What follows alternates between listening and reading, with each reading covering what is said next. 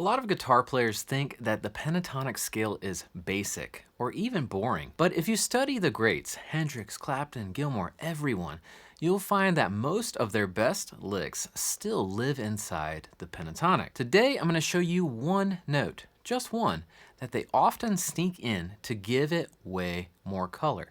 And whether you're a late beginner or solid intermediate, this is going to help you break out of the box without losing the simplicity and confidence in the pentatonic. I'm Daniel Seraph. I've taught over 25,000 guitar lessons, and my lessons are all about turning complex guitar ideas into tools that you can use right away, right now, to make better music. Let's go ahead and jump into the lesson. In this lesson, we're jamming over a funky and low-key C minor kind of backing track. But everything here works on any minor key that you want to solo over. And you can go ahead and download all the diagrams and the backing track. Just click that link that's in the description below. First up, we're going to add one note to the basic pentatonic box. It really opens your options for coloring phrases and gives you more tools to add different flavors. But stick around because later I'll show you a system to play this idea anywhere on the guitar neck. Now, the classic pentatonic box is like any other minor pentatonic scale. It contains the 1, the flat 3, the 4, the 5, the flat 7, back to the 1. And if you just continue across the strings, you're going to get the 1, flat 3, 4, 5, flat 7, back to the 1, and we finish out with a little flat 3 on top. Now, these notes sound awesome, but as you might have noticed, the minor pentatonic doesn't have a 2 or a 6. So for this lesson, let's go ahead and add the 2 in. For soloing, one of the most usable spots to add this note in, which is also known as the 9, is on the high E string. That's the 2 or the 9 on the high E string. And so for this particular scale shape, that's going to be on the 10th fret here. And in this key, that's a D note. Let's hear that over the track.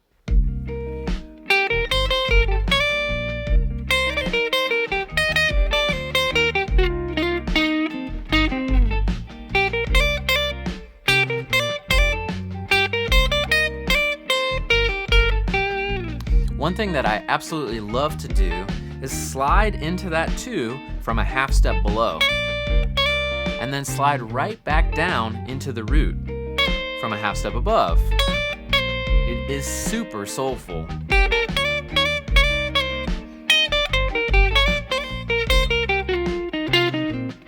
Now, let's add this note in one more spot. We'll also play that same D on the 3rd string. That's the G string at the 7th fret. And the best thing about this note, you can't really go wrong with it. It sounds great in the key, and it gives your phrasing a bit more depth.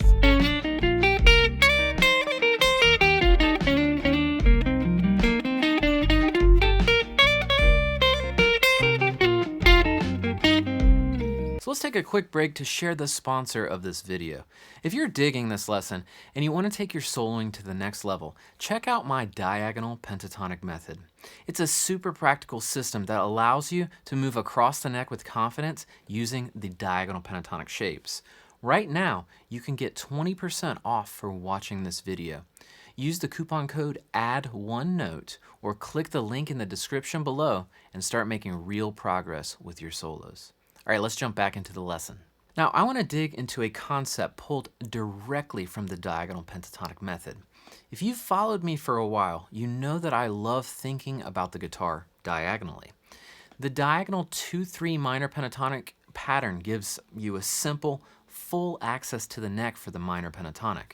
And because the intervals repeat in the same order across the fretboard, it's really easy to add or subtract notes to shape your sound.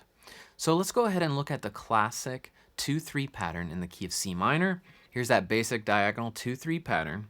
6-8, 6-8-10, 8-10, 8-10, 12, 11-13, 11-13, 15. And of course, you can start this anywhere, but I'm starting on that low E at the 8th fret. Now to include the 2 of the scale, just add in a note that is a whole step above the root each time. So this transforms it into what I call a 3-3 pattern. Now you can play this stretched fingering. I'm playing index, middle, pinky. Or you can get a little bit more slidey.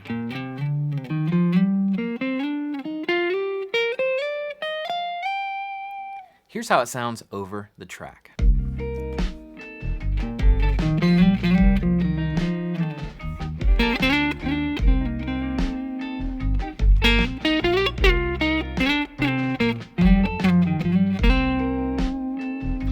What I love about this approach is how musical it feels. You naturally fall into lines with slides and hammer-ons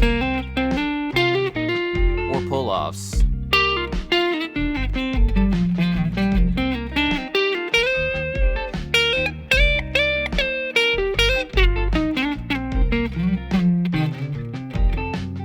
So you naturally fall into those things, making your solos sound way more lyrical and expressive.